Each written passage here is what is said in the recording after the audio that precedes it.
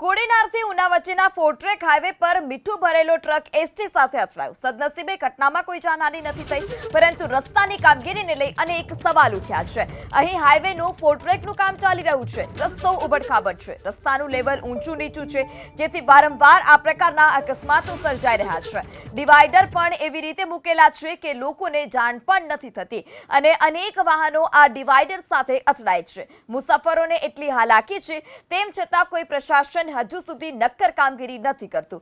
સુત્રાપાડાના મોરડિયાથી કોડીનારના માલગામ સુધીનો રોડ 2 વર્ષમાં બનાવવાની વાત વચ્ચે 7 વર્ષથી હજુ પણ આ રોડનું કામ અધ્ધરતાલ છે।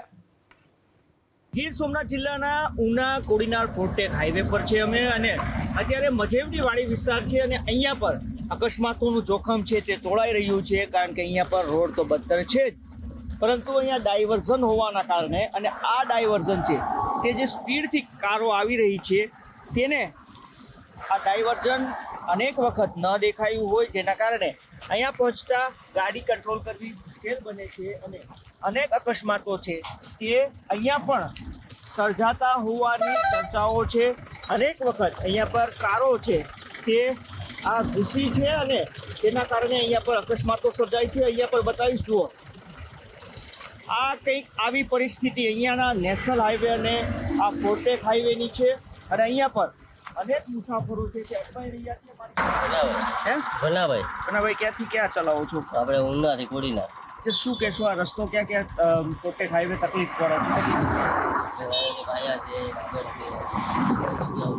શું મુશ્કેલી પડે છે? પછી બ્રેકર વધારે આપી દીધા છે ને, ભરીને આવતા હોય ને ત્યારે છે ને અચાનક ખાડો આવી ગયો ને તો ગાડી આખી પકડી જાય।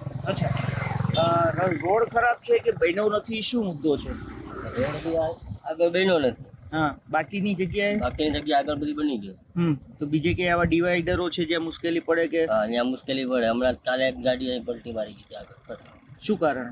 એ ભાઈ આ કટ વાળવા ગયો ને પલટી મારી ગઈ। Okay, thank you.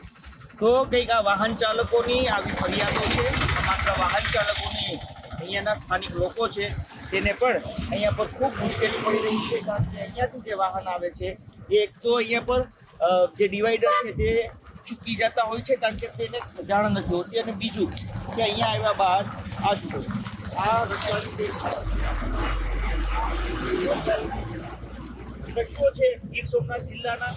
અહીંયા જ્યાં ગાડીઓ છે તે એક ઘણી વખત એવી પણ ઘટનાઓ ભૂતકાળમાં બની છે કે ડિવાઈડરોના કારણે એકબીજા વાહનો છે તે ના ચાલકો છે તે ચૂક કરે છે અને ચૂક કરવાના કારણે પણ અકસ્માતો સર્જાય છે।